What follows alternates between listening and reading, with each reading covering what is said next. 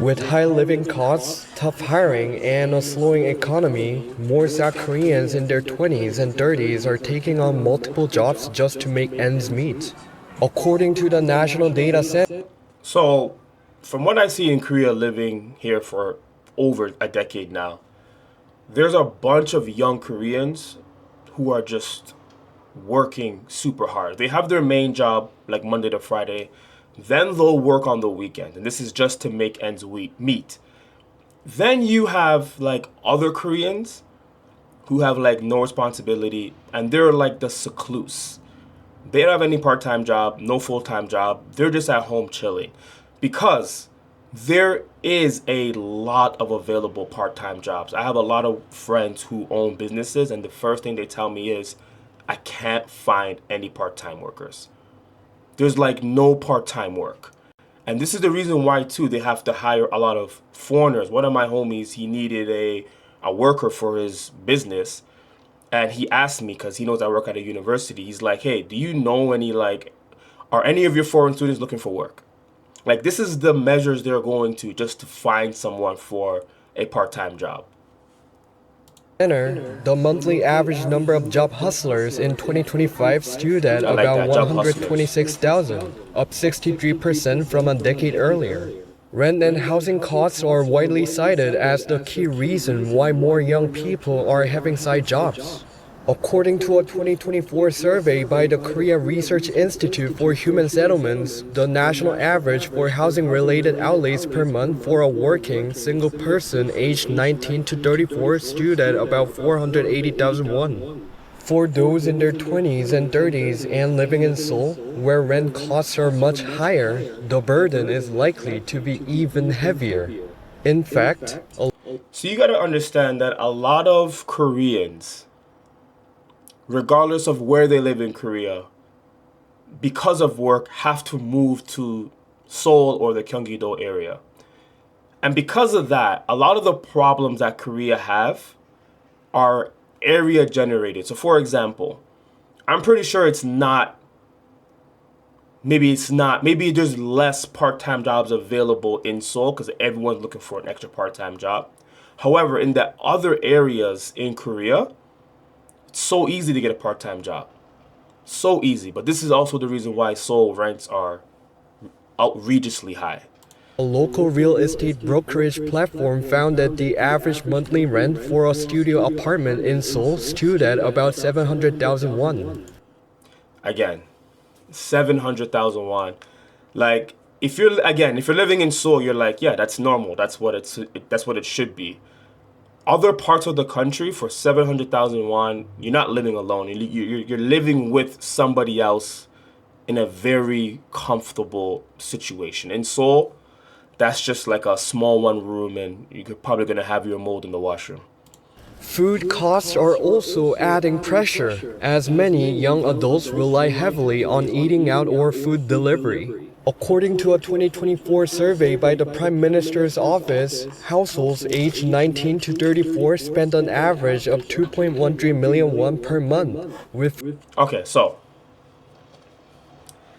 I always respect Koreans, anybody in any part of the world doing two jobs, working, trying to make ends meet. However, you can't be spending so much money on takeout food. A part of me doesn't want to blame them because living in Korea, ordering takeout food is so easy. And it's not like America where you're going to order your food and they're going to tax you to death and you got to pay tip and the service is bad. No, in Korea, like you order your food is coming fast, fresh, and it's extremely cheaper comparing to other countries in the West. That's why, like me, I delete the apps. Like I was at one point in time, I was addicted to ordering food like pretty much every day. You gotta delete the apps and invest in the air fryer.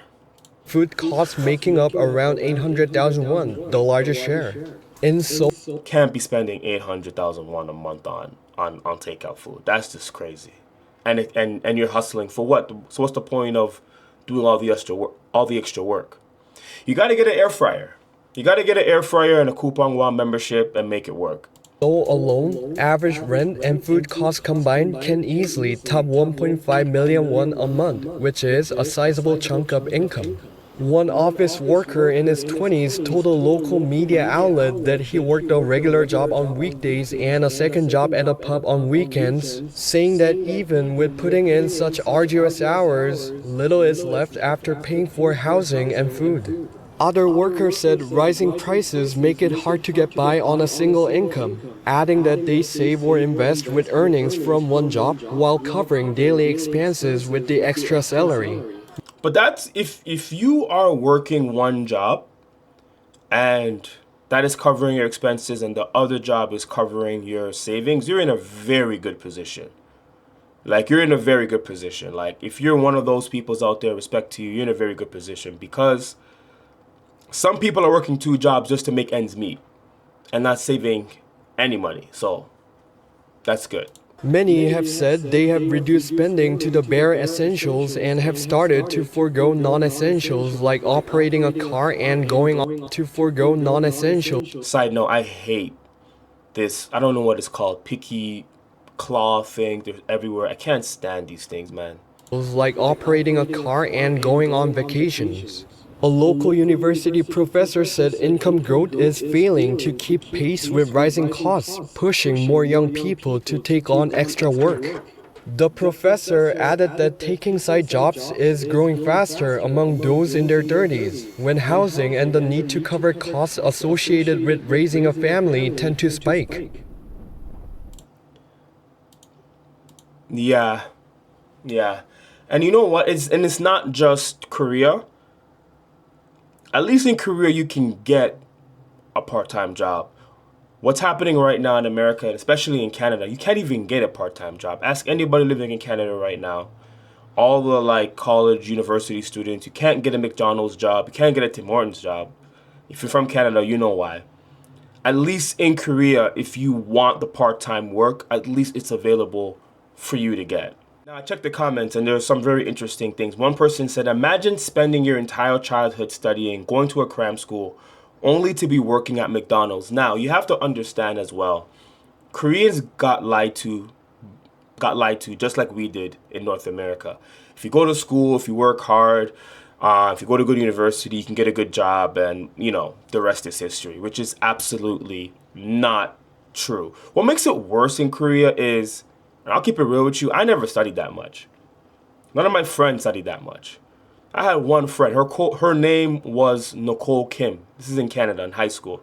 And I remember this, it was like grade 9, like first month of high school. And we're all on the bus going back home, and we're talking about what we're gonna do when we get back home. And I asked Nicole Kim, I'm like, hey Nicole, what are you gonna do when you get home? She's like, I'm gonna study. And we all looked at her like, oh, this girl's crazy. Like, it's the first month, like, you know, school's finished. What do you mean you're gonna go study? Because after school, usually you play basketball, meet friends, do something exciting. Nicole Kim going home and study. Let me tell you something. 4 years later, when we graduated, Nicole Kim, I think there was 13 awards. Nicole Kim won 9 of the academic awards. And it wasn't until I came to Korea and realized, like, Kim, Korean, like, she was Korean. It's the studying culture in Korea is absolutely intense, and even the parents give it to their kids even when they're outside of the country, in the Seoul area, which I totally understand why. But if you're looking for work, I highly recommend going to the smaller cities, because Koreans don't want to work there, and they're looking for people. A lot of my friends who are business owners, again, they're looking for people who just want to work. And Koreans in these smaller cities, hate to say smaller cities, but you know what I mean. Koreans are not working as much as you think they are. So again, if you're a foreigner looking for work and you're thinking about coming to Korea or already in Korea, just know that Seoul is not your only option. Check the description for all the free goodies. Sign up for the free K360 newsletter to find out what's going on in Busan and all of Korea, and also cheat day party happening May 30th at the Bay 101. Check the description for more details. See you in the next video.